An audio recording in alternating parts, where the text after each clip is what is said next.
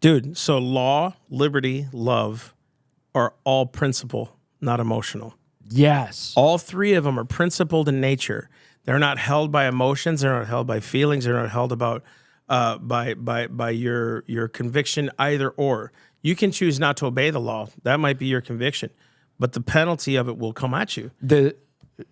Sorry. No, I'm good. I'm each done. Each of those are drawn, when you look at them objectively, can be drawn with very specific standards. Bingo. Just like a constitution.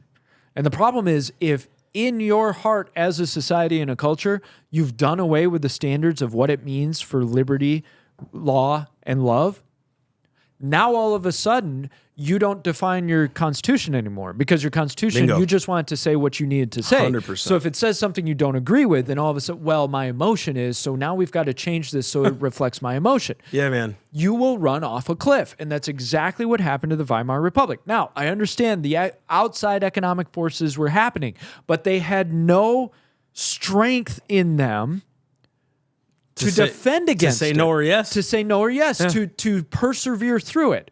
When you lose to desire, you have no perseverance left. Bingo. And then you're at the whims of anything that comes in, because you build in fear. If you're built Wow. on the desire of give me what I want, loss of that builds in the feeling and emotion of fear. So now all of a sudden, to hold on to what you want, you give in to the fear. So then if somebody comes and says, I'll give you back what you want, I'll protect you, I'll give you all of this, I'll provide you stability, then you give in. So in other words, in Hebrews it says we make our bodies a living sacrifice. If we don't follow that and we fall into lust, we make our bodies self-preservating. We forget sacrifice and become That's why a lot of pastors won't stand against sin, because they're self-preservating. And dude, that won't get you nowhere. You can try to, guys, listen.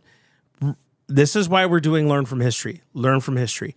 Anybody who straddled the fence were the first ones killed. They were the first ones done away. I know that sounds terrible. I know that sounds harsh, and they'll probably get censored me because I said the word K. But like, they were the first ones gone, because you're no good to anybody. You're no good to their agenda. Pickings. Yeah, you're no good to their agenda. You're no good to the forces of evil because you straddle a fence. All that stuff. And guess who wins in the end? Satan. Because not one of these times did you read where the church stepped in and said, man, we're going to do something about this. It took a Dietrich Bonhoeffer to stand against it and get hung for it. He stood alone. Stood alone. And there you go. Who's going to be the one to stand